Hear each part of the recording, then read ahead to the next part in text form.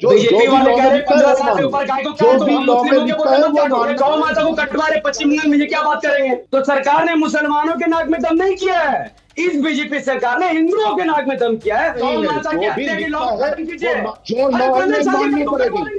BJP वाले कह रहे 15 साल से ऊपर गाय को क्या, तो आप सरकार में लॉ को खत्म कीजिए, गौ माता की हत्या की लॉ खत्म कीजिए। आपके हिसाब से 14 साल की गाय माता, 15 साल की माता नहीं आ रही, 1950 का ही नहीं, आपके पास तो मेरे सवाल का जवाब नहीं है। गौ माता को कटवा रहे हैं, चुपिए भाई, मुझे बोलने दीजिए। हिंदू समाज का अपमान कर रहे हैं आप, क्योंकि गौ माता का जो कॉन्सेप्ट है उसको सरकार ने खत्म कर दिया है, कानून के मुताबिक चल रहा है।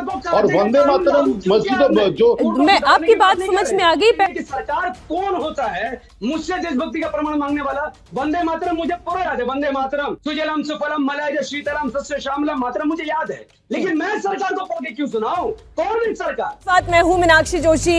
वक्त हो गया है राजधर्म का। आज पश्चिम बंगाल में शुभेंदु सरकार है और मदरसों में वंदे मातरम गाना अनिवार्य हो गया है। सड़क पर नमाज पढ़ने पर पाबंदी है। मस्जिदों में तेज आवाज में लाउड स्पीकर बजाने पर रोक है।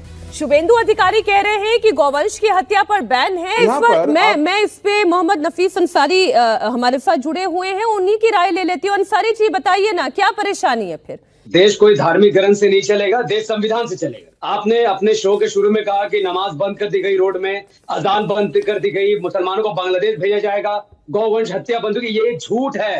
सरकार ने कानून बनाया लाउड स्पीकर पर, चाहे जहां भी लगे आपको साउंड कम करना पड़ेगा, हमने वेलकम किया। सरकार ने सड़कों पर धार्मिक गतिविधि का कानून बनाया है, खाली नमाज पर कानून नहीं बनाया। पूजा भी बंद, नमाज भी बंद, हमने उसका भी स्वागत किया। सरकार ने बांग्लादेशी घुसपैठियों को भगाने की बात की है, मुसलमानों की बात नहीं की, हमने इसका भी स्वागत किया। अब बात है गौ हत्या की। इस सरकार ने पश्चिम बंगाल में रहने वाले करोड़ों हिंदुओं का दिल दुखाया, क्योंकि गौ माता का जो कॉन्सेप्ट है उसको सरकार ने खत्म कर दिया है। सरकार कहती है कि 14 साल से अगर ऊपर कोई गाय है तो आप उसकी हत्या कर सकते हैं, कुर्बानी कर सकते हैं। 14 साल से नीचे रहेगी तो नहीं कर सकते हैं। मैडम, गौ माता इस गौ माता, चाहे वो 2 साल की हो चाहे 15 साल की हो। और इस कानून की वजह से मुसलमानों ने गाय खरीदना बंद कर दिया, और जितने दास कम्युनिटी है, घोष कम्युनिटी, आज वो रो रहे हैं।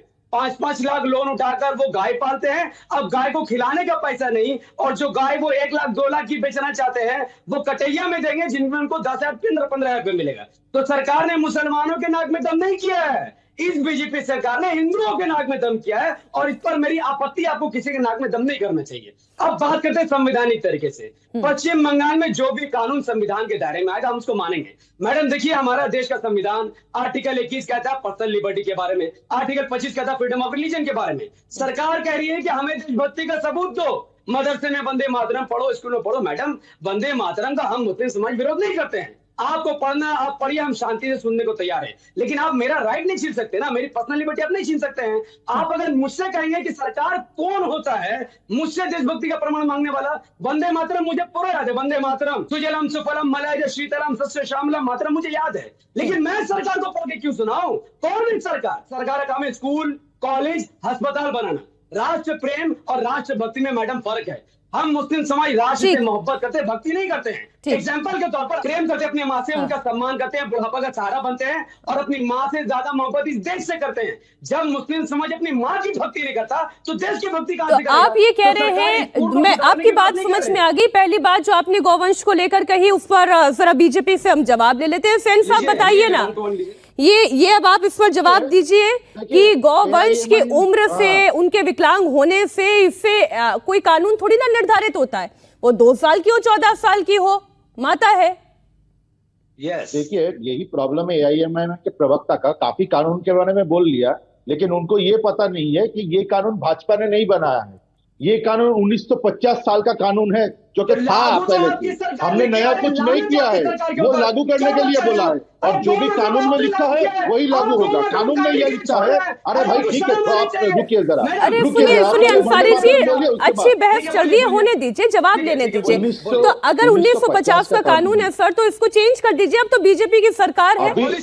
देखिए, अभी जो चेंज करना होगा वो सरकार करेगी, लेकिन अभी के लिए कानून सिर्फ लागू करने के लिए बोला है, इसके अलावा और कुछ नहीं बोला है। और आजान का भी जो है ना, हमने बोला है कि लाउड स्पीकर आप मंदिर से भी नहीं चला सकते उतनी तेज, और मस्जिद से भी नहीं चला सकते। आप जो कि निर्धारित लेवल है, उस निर्धारित लेवल पे माइक चलाइए, तो उसमें कोई दिक्कत नहीं है। और रास्ते जो है, रास्तों को ब्लॉक करके आप आजान नहीं दे सकते, आप नमाज नहीं पढ़ सकते, रास्ते ट्रैफिक के लिए है। ये भी एकदम सही कानून के मुताबिक चल रहा है।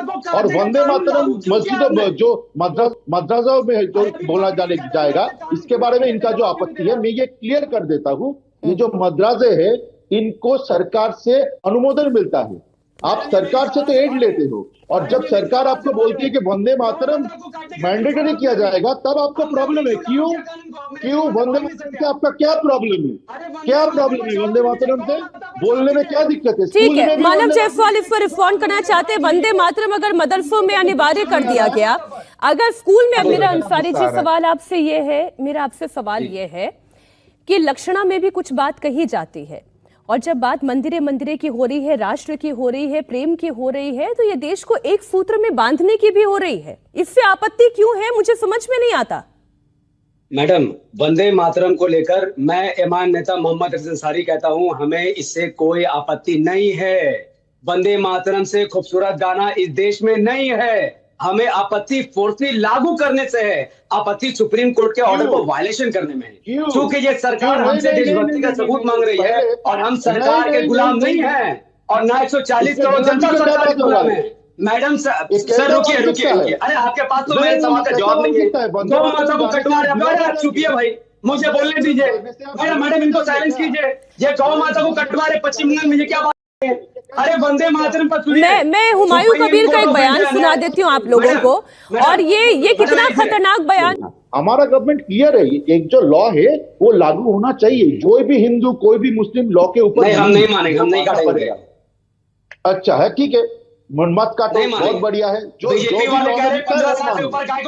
लॉ में लिखता है वो मानना पड़ेगा। आप लॉ के ऊपर नहीं है, आप लॉ के ऊपर नहीं है, जो भी लिखता है वो मानना पड़ेगा, और ना मानना पड़ेगा। लॉ के ऊपर आप नहीं है। आपके हिसाब से 14 साल की आप 15 साल की माता नहीं है। 1950 का आईन है, 1950 का आईन है, ठीक है।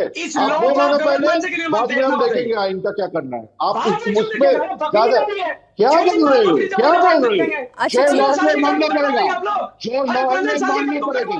नहीं, आप इस तरह से बहस करेंगे तो दर्शकों को समझ में नहीं आएगा। कोई बात समझ में नहीं आ रही। आप दोनों एक दूसरे के साथ बहस कर रहे हैं। लेकिन सुदोशील घोष जी, मैं एक बार फिर आपके पास इसलिए आ रही हूँ क्योंकि आप बहुत आज मेरे पास समय इतना ही था। बहुत शुक्रिया नफीस अंसारी जी हमारे साथ जुड़ने के लिए।